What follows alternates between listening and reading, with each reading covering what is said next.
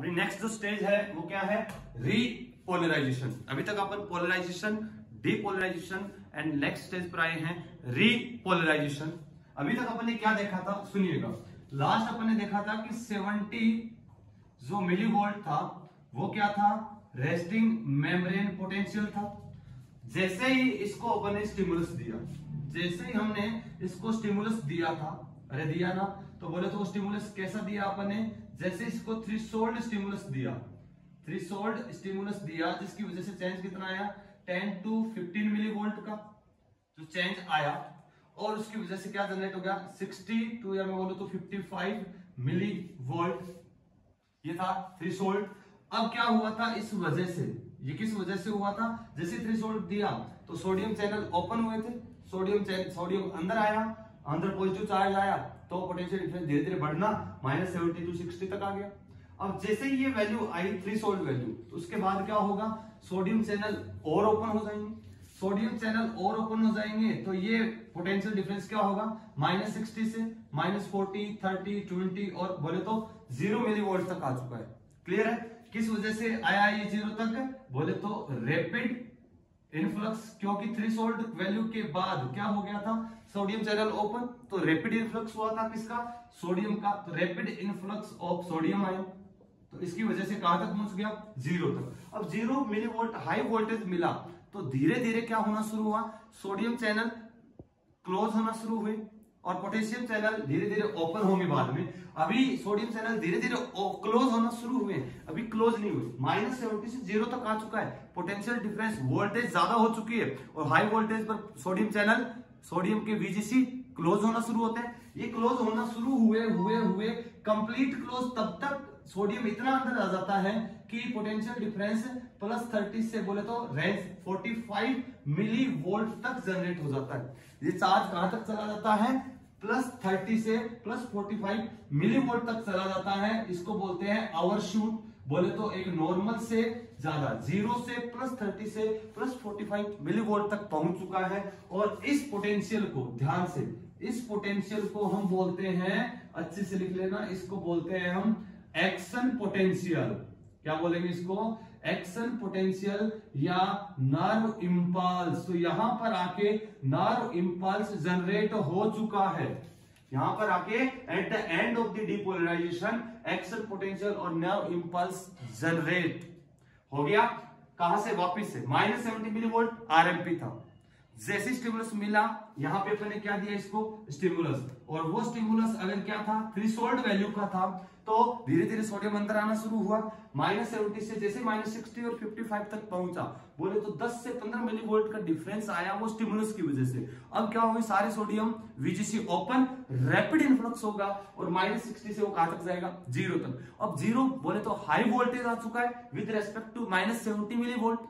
तो अब क्या होगा, सोडियम चैनल धीरे धीरे बंद होना शुरू होंगे, वो बंद होते होते सोडियम और अंदर आ चुका होगा, और उस वजह से ये जनरेट हो जाता है, पहुंच जाता है +30 से +45, बोले तो जिसको बोलते हैं ओवरशूट। और ये क्या है, एक्शन पोटेंशियल है, बोले तो यहां पर नर्व इंपल्स जनरेट हो चुका है, नर्व इंपल्स जनरेट हो चुका है डीपोलराइजेशन में। क्लियर है ना। तो अब अपन को इसी को आगे करना है। अभी डीपोलराइजेशन की बात थी कि एक्शन पोटेंशियल जनरेट हो गया at the end of depolarization. अभी क्या हुआ कि ये हाई जो वोल्टेज हुआ, हाई वोल्टेज पोटेंशियल जनरेट हुआ -30 से +45 मिलीवोल्ट तक। तो इसकी वजह से क्या होगा, इतना उतार लीजिए फटाफट, मैं इसको रफ कर रहा हूं। चलिए, अब जैसे क्या होगा, यहां तक पोटेंशियल डिफरेंस पहुंचा +30 से +45 मिलीवोल्ट, बोले तो ओवरशूट हुआ। उसकी वजह से क्या होगा कि सोडियम जो VGC क्या हो जाएंगे, क्लोज, अरे हो जाएंगे, क्योंकि पोटेंशियल हाई है, और हमें पता है हाई वोल्टेज पर कौन से चैनल ओपन होंगे, पोटेशियम VGC ओपन। और जैसे ही पोटेशियम VGC ओपन होंगे, तो बोलिए पोटेशियम अंदर आएगा कि बाहर जाएगा, फटाफट कमेंट करिए जल्दी से, क्या कहां जाएगा, पोटेशियम VGC कहां जाएगा, ओपन होते ही, बोल बता सकते हो, बिल्कुल अंदर ज्यादा बाहर कम, तो पोटेशियम आयन इफ्लक्स, क्या हो गया पोटेशियम आयन का, बोले तो रैपिड पोटेशियम आयन ई फ्लक्स, रैपिडली पोटेशियम बाहर की ओर जा रहा है, बाहर जा रहा है, अंदर प्लस कम, धीरे धीरे धीरे धीरे बाहर की ओर प्लस बढ़ रहा है, कंपैरेटिवली अंदर नेगेटिव चार्ज बढ़ रहा है, और साथ में ही यहां पर वो सोडियम पोटेशियम एटीपेज पंप अभी क्या हो जाएगा,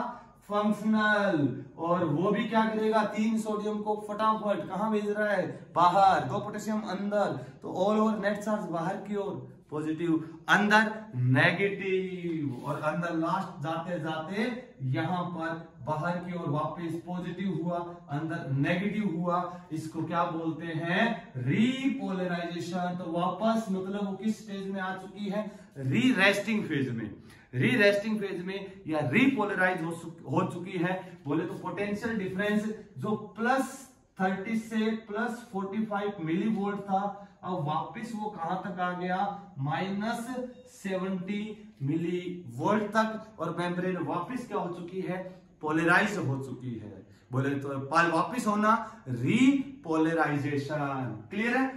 और अब इस +30 से +45 एवरेज रेंज है कि 30 से 45 के बीच में, यहां से वापस -70 मिली वोल्ट तक कम होने का जो टाइम लगा है, जो पीरियड लगा है, उसको बोलते हैं हम रिफ्रैक्टरी पीरियड।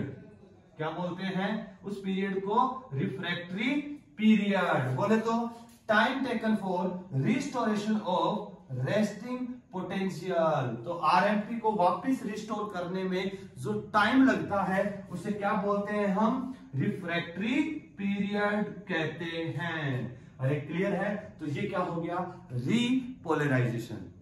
अगर रीपोलराइजेशन रेस्टिंग के लिए मैं कंडीशन लिखना चाहूं, जैसे अपन वहां पे भी वो टेबल सी बनाई थी छोटी सी, क्या इसको रफ कर दिया जाए, फटाफट बिल्कुल कर दिया जाए, उतार सकते हो, लिख सकते हो, चलिए मिटा रहा हूं उसको।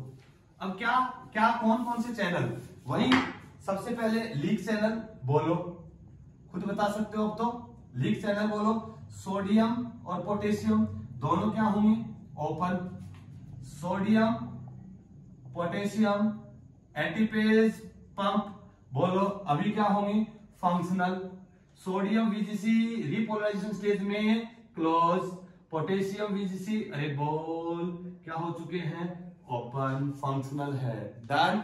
और इसके लास्ट में आते आते मेम्ब्रेन वापस पोलराइज्ड हो जाती है, डन। तो ये हो गया अपना रीपोलराइजेशन। अब अगर वही क्वेश्चन, जैसे ion responsible for depolarization, depolarization बोला है मैंने, कौन सा, sodium ion, protein channel, sodium VGC. अब एग्जाम में क्वेश्चन ऐसा भी पूछ सकता है, आयन रेस्पॉन्स, लिख लेना नोट करके, लिख लेना line, ion responsible for repolarisation, किसकी वजह से रीपोलराइजेशन, पोटेशियम आयन, क्योंकि पोटेशियम बाहर गया, बाहर पॉजिटिव अंदर नेगेटिव जनरेट किया, और चैनल का बोले तो पोटेशियम वीजीसी। यहां देखना वापिस पोलराइजेशन के लिए एक लाइन लिखी थी अपन ने, पोलराइजेशन के लिए रेस्पॉन्सिबल है कौन, सोडियम पोटेशियम एटीपेज पंप। वापिस यहां पर ये फंक्शनल है, बट डीपोलराइजेशन में ये नॉन फंक्शनल है। क्या रिलेट कर पा रहे हो, सारी चीजों को शुरुआत से लास्ट तक एक एक चीज को ध्यान से पढ़ेंगे, हर एक चीज क्लियर होगी, डन।